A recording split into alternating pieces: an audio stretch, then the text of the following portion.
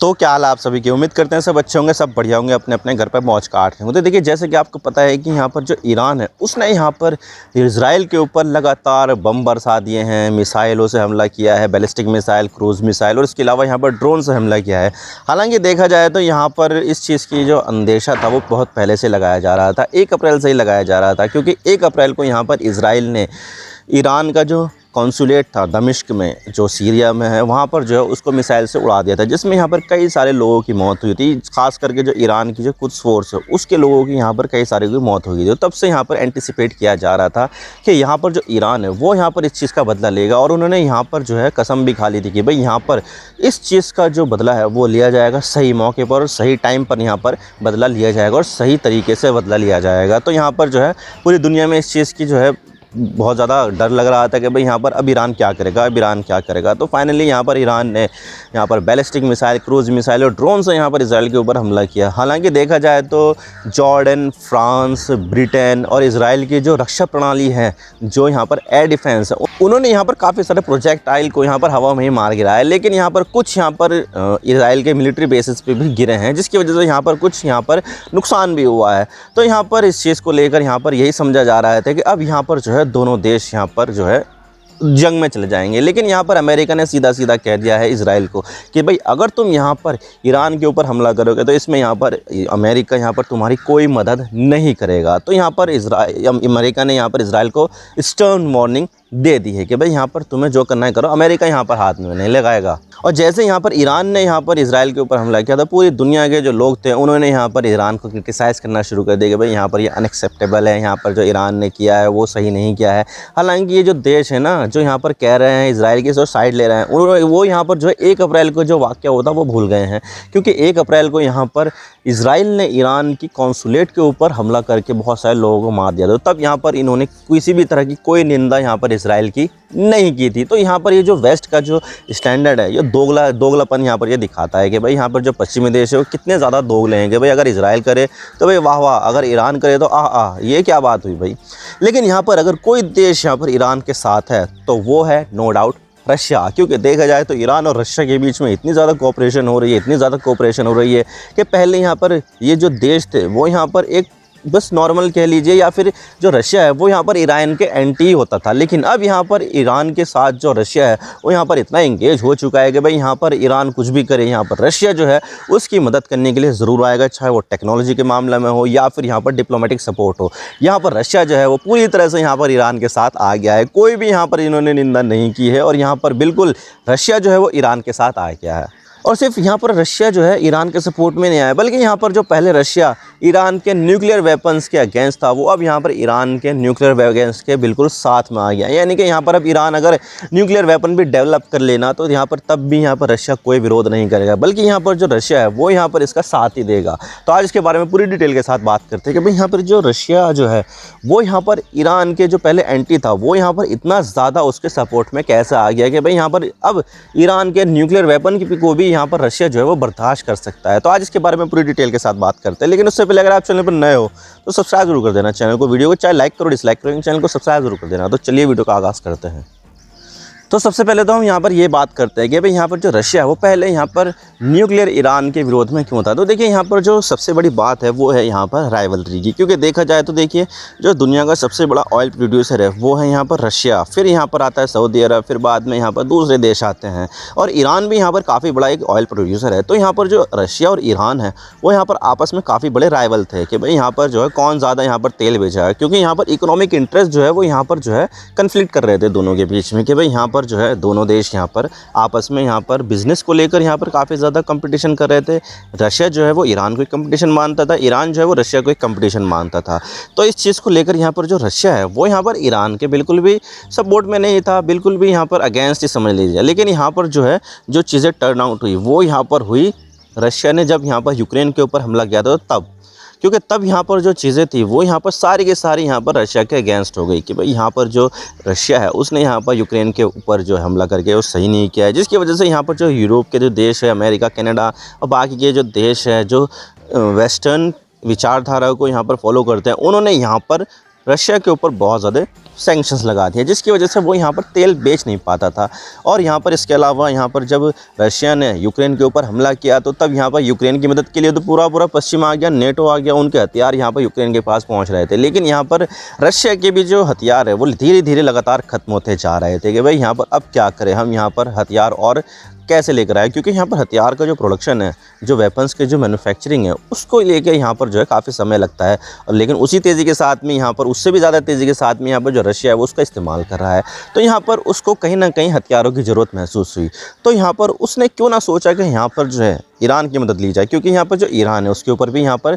लगातार सैंक्शंस पे सैंक्शंस लेके जा रहे थे। अमेरिका ने सैंक्शंस लगा दिया उसके न्यूक्लियर प्रोग्राम के ऊपर यहाँ पर, और जो दूसरे देश है उन्होंने यहाँ पर सैंक्शंस लगा दिया कि भाई यहाँ पर जो ईरान है वो यहाँ पर न्यूक्लियर वेपन बना रहा है, तो हम यहाँ पर जो है ईरान के साथ सारा का सारा जो हुक्का पानी है वो सब बंद कर देते हैं और यहाँ पर ईरान के ऊपर सैंक्शंस लगाते थे, जिसकी वजह से यहाँ पर जो है पश्चिमी देशों का जो पूरा जो अटेंशन था वो यहाँ पर ईरान के ऊपर जा रहा था कि भाई यहाँ पर जो ईरान है वो पूरी दुनिया की जो पीस है उसके लिए यहाँ पर काफ़ी बड़ा खतरा है। लेकिन यहाँ पर जो रशिया है वो ईरान को खतरे के ऊपर नहीं देख रहा था, बल्कि यहाँ पर रशिया को एक अपॉर्चुनिटी मिल गई, क्योंकि यहाँ पर देखा जाए तो रशिया भी है अमेरिका का दुश्मन है, जो ईरान है वो भी अमेरिका का दुश्मन है। तो क्यों ना यहाँ पर जो रशिया है वो यहाँ पर ईरान के साथ कोऑपरेशन करे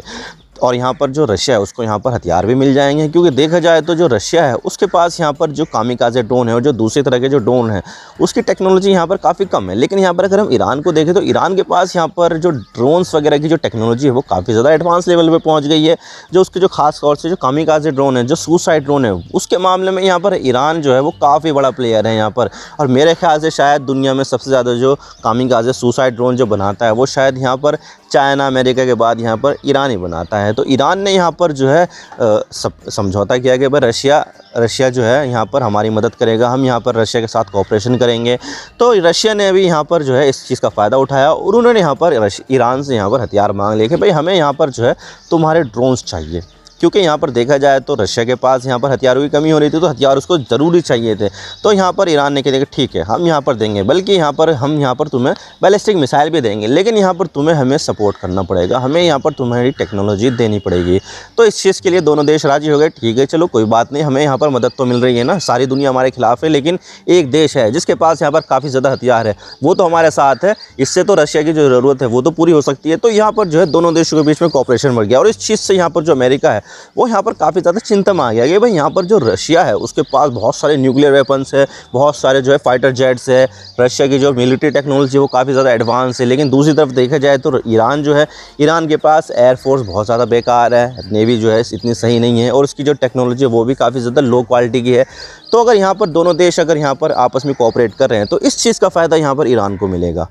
और ये चीज़ें जो है बहुत ज़्यादा चिंता पैदा कर रही थी पश्चिमी देशों को। और अब यहाँ पर जो है इतना ज़्यादा कोऑपरेशन बढ़ गया है कि भाई यहाँ पर रशिया जो है वो यहाँ पर न्यूक्लियर के मामले पे भी यहाँ पर ईरान को काफ़ी ज़्यादा सपोर्ट कर रहा है। और यहाँ पर जो है इन दोनों के देशों के बीच में यहाँ पर जो फाइटर जेट है उसकी भी यहाँ पर डील फाइनलाइज हो गई है और शायद इस साल या फिर अगले 2-3 साल के अंदर अंदर यहाँ पर जो ईरान है उसको यहाँ पर रशिया के सुखोई 35 जो फाइटर जेट है वो यहाँ पर मिल जाएंगे, जो 4.5 जनरेशन का फाइटर जेट है। और ये जो फाइटर जेट है ना वो न्यूक्लियर मिसाइल्स को भी कैरी कर सकते। तो ईरान के पास यहाँ पर जो है मिसाइलें तो थी, लेकिन यहाँ पर फाइटर जेट नहीं थे। लेकिन अब यहाँ पर जो रशिया है वो यहाँ पर फाइटर जेट भी प्रोवाइड कर रहा है, यानी कि यहाँ पर जो दोनों देशों का कोऑपरेशन है वो काफ़ी ज़्यादा यहाँ पर बहुत ज़्यादा बढ़ गया है। और यहाँ पर जो दोनों देश पहले एक दूसरे को राइवल मानते थे और अब यहाँ पर जो है एक दूसरे को यहाँ पर सपोर्ट कर रहे हैं, एक दूसरे को यहाँ पर मित्र मान रहे हैं, एलाइज बना रहा है और यहाँ पर जो है दोनों देश एक दूसरे को पार्टनर मानते हैं। तो पहले यहाँ पर जो रशिया जो ईरान के जो न्यूक्लियर प्रोग्राम है उसको यहाँ पर बहुत ज़्यादा अपोज करता था, बहुत ज़्यादा इसके विरोध में था। लेकिन अब यहाँ पर जो न्यूक्लियर ईरान है वो यहाँ पर रशिया को कोई भी खतरा पैदा नहीं करता है। और यहाँ पर जो रशिया है वो यहाँ पर इवन रशिया ईरान को काफ़ी ज़्यादा सपोर्ट कर रहा है। हो सकता है कि यहाँ पर जो न्यूक्लियर वेपन से जुड़ी हुई टेक्नोलॉजी है वो यहाँ पर ईरान को दे दे, ताकि वो जो ईरान है वो यहाँ पर न्यूक्लियर वेपन बनाने में सक्षम हो जाए। और इस चीज़ को लेकर यहाँ पर रशिया को काफ़ी ज़्यादा बेनिफिट मिलने वाला है। और जो बेनिफिट होगा वो होगा यहाँ पर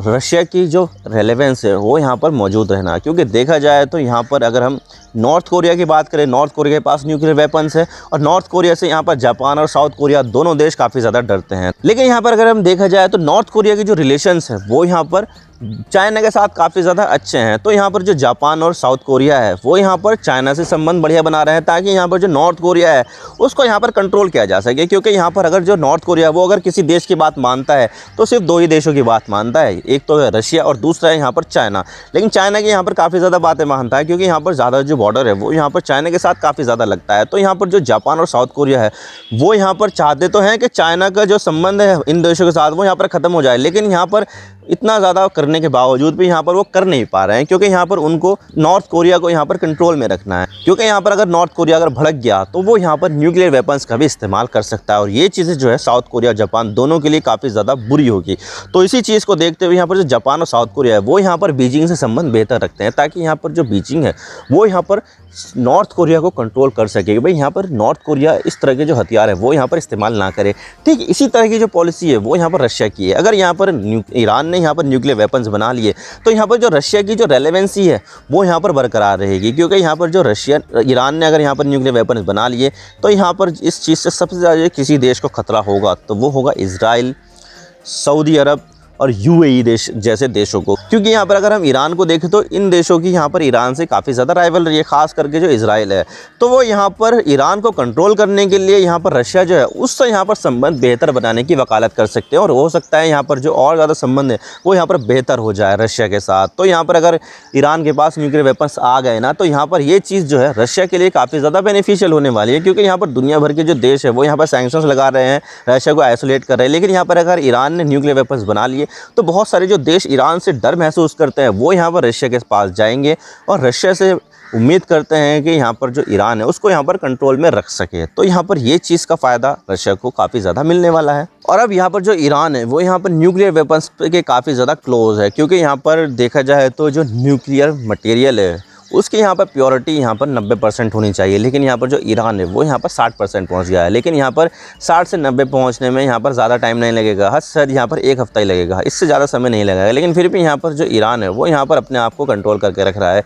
लेकिन अगर यहाँ पर हालात जो है बद से बदतर हो तो यहाँ पर जो ईरान है वो न्यूक्लियर बम बनाने से यहाँ पर पीछे नहीं हटेगा, और हो सकता है यहाँ पर जो ईरान है उसने यहाँ पर चुपके से न्यूक्लियर वेपन्स बना भी लिए हों, और ये चीज़ जो है वो पूरी दुनिया को यहाँ पर ईरान को काट सकती है, और ईरान जो है वो दुनिया से आइसोलेट हो सकता है। दुनिया के जो सैंक्शंस है वो यहाँ पर इसके ऊपर लग सकते हैं, और ये चीज़ यहाँ पर ईरान को काफ़ी ज़्यादा हर्ट करेगी। और इस चीज़ का फ़ायदा यहाँ पर रशिया को काफ़ी ज़्यादा मिलेगा, क्योंकि यहाँ पर फिर जो रशिया है वो यहाँ पर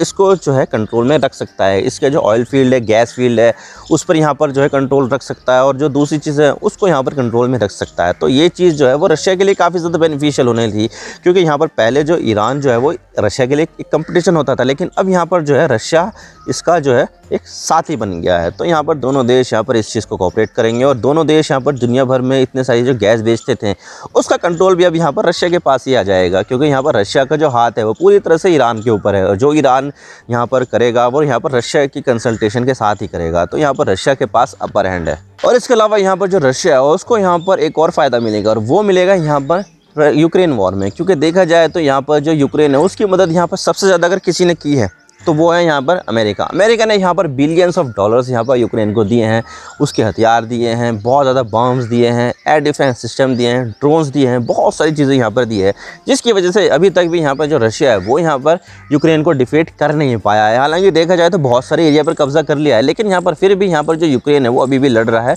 अभी भी इसको हार मिली नहीं है। तो ये चीज़ यहाँ पर रशिया के लिए बहुत बड़ी सिरदर्दी है कि भाई यहाँ पर जो रशिया है वो यहाँ पर 2 साल से भी ज़्यादा हो गए हैं, लेकिन ये जो वॉर है वो यहाँ पर ख़त्म होने का नाम ही नहीं ले रहा है। तो यहाँ पर ये चीज़ बहुत बड़ी सिरदर्दी है रशिया के लिए। तो यहाँ पर रशिया भी चाहता था कि भाई यहाँ पर जो हथियार है जो यूक्रेन को मिल रहे हैं वो यहाँ पर मिलना जो है या तो बंद हो जाए, और बंद भी ना हो तो यहाँ पर कम तो हो ही सकते हैं। तो ये चीज़ जो है वो अब यहाँ पर लेकर आ सकती है, क्योंकि यहाँ पर देखा जाए तो जो अमेरिका है उसका यहाँ पर ध्यान जो है वो यहाँ पर इजराइल और हमास वॉर पे भी है, वहाँ पर भी वो हथियार काफ़ी ज़्यादा दे रहा है। और इसके अलावा यहाँ पर जो चाइना है वो यहाँ पर ताइवान पर कब्ज़ा करने की कोशिश कर रहा है। तो यहाँ पर ताइवान की रक्षा की भी जिम्मेदारी जो है वो अमेरिका के पास आ गई है। और इसके अलावा यहाँ पर जो नॉर्थ कोरिया से बचाने की जो प्लेज है वो यहाँ पर जापान को, साउथ कोरिया को दे रखी है अमेरिका ने। तो यहाँ पर इनकी मदद करने के लिए अमेरिका आएगा, तो यहाँ पर इसके बाद यहाँ पर इसके रिसोर्सेज भी यहाँ पर जाएंगे। और इसके अलावा यहाँ पर जो हूती रिबेल्स है वो यहाँ पर रेड सी पर अटैक कर रहे हैं, तो यहाँ पर अमेरिका के जो रिसोर्सेज है वो यहाँ पर लग रहे हैं।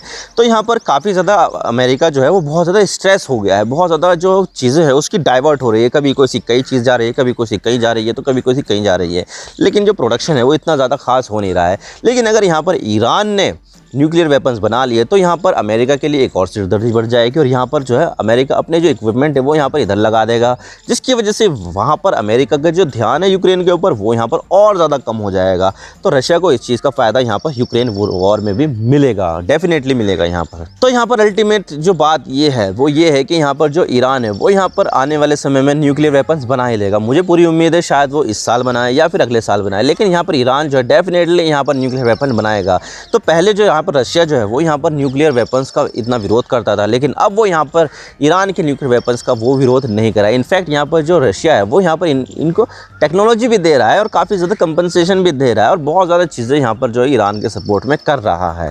तो आई होप आपको सारी बातें समझ में आ गई। अगर वीडियो थोड़ा सा भी पसंद आए तो लाइक ज़रूर कर देना, और चैनल पर नए हो तो चैनल को सब्सक्राइब जरूर कर देना। आपकी एक सब्सक्रिप्शन से हमें आगे कंटेंट बनाने की मोटिवेशन मिलती है। Thank you for watching. I really appreciate your precious time. God bless you all. Now signing off.